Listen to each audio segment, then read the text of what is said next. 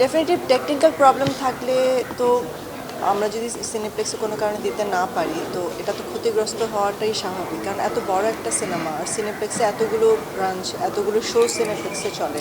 তো আমাদের ম্যাক্সিমাম যে রিটার্নটা আসে সেটা আমরা সিনেপ্লেক্স, ব্লকবাস্টার, লায়ন এই সবগুলো থেকেই ম্যাক্সিমামটা পাই, মানে রেগুলার যেটা আমরা পাচ্ছি উইকলি বেসিস। তো যদি কোনো একটা শো আমাদের থেকে কমে যায় ডেফিনেটলি এটা আমাদের জন্য অনেক বড় একটা লস, প্রডিউসার্স আমাদের জন্য অনেক বড় একটা লস।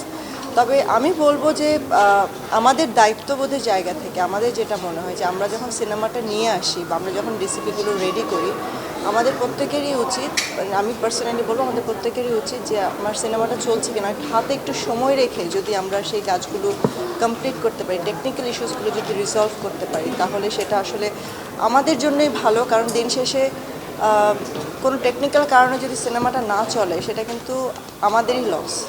সো এটা শিরিন আপুর ফার্স্ট ফিল্ম, আবু হায়াত ভাইয়ের ফার্স্ট ফিল্ম। আমি মনে করি যে তাদের একটু তাড়াহুড়া ছিল, সব কিছুতে হয়তো মানে গুছিয়ে উঠে কাজটা করতে গিয়ে হয়তো একটু হিমশিম খেয়েছেন, বাট শুভকামনা তাদের জন্য ডেফিনেটলি আছে। আর যে প্রবলেমটা হয়েছে, yes we also want to go and watch the film. So আমি চাই যে সিনেপ্লেক্সে তার যত তাড়াতাড়ি সম্ভব আসুক, আমরা সিনেমাটা দেখতে চাই। এখন পিরিয়ড হোক রেগুলার বা হেভি, প্রয়োজন মতো কনফিডেন্স আছে রেডি। Play with confidence. তবে সামনে যেই এখন যে জটিলতা তো ওনাদের জন্য তৈরি হয়েছে সেটা যেন নেক্সট যখন ওনারা সিনেমা করবেন আমি শিওর কি সবাই একটু প্রিকশন নিয়েই করবেন, এবং এটা আমাদের জন্যও কিন্তু একটা শেখার ব্যাপার। কারণ এই একই প্রবলেম আমাদের সবার সাথেই হতে পারে। কারণ আমাদের তো আসলে পোস্ট প্রোডাকশন যখন আমরা করি, আমরা তো বেশিরভাগ ক্ষেত্রেই বাইরে থেকে করি। তো আমাদের এই পোস্ট প্রোডাকশনের যে পুরো সিস্টেমটা আমরা যদি বাংলাদেশে ইন হাউস পাই, তাহলে একটা আন্ডার ওয়ান রুফ যদি আমরা পাই, তাহলে আমাদের জন্য খুব ইজি হয়ে যায়। যে কোনো টেকনিক্যাল প্রবলেমে আমরা ইমিডিয়েটলি নোটিফাই করতে পারি আমাদের পোস্ট প্রোডাকশন হাউসগুলোকে। কিন্তু যখন এটা দেশের বাইরে হয় তখন ওই যে টাইমটা কিল করে, যে আমরা কমিউনিকেট করব, ওরা সেটাকে রেসপন্স করবে, তারপর সেটা আমাদেরকে পাঠাবে, সেটা আসলে অনেক লম্বা একটা সময়। আর আমরা তো ঈদের আমেজে আমরা হয়তো না ঘুমিয়ে কাজ করি, বাট অন্যান্য দেশে তো সেটা হয় না।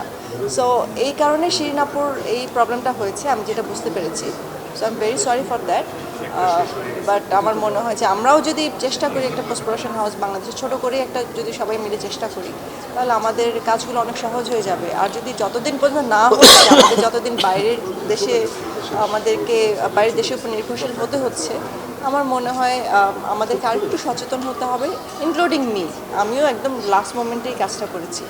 সো এটা আমার সাথে হতে পারতো।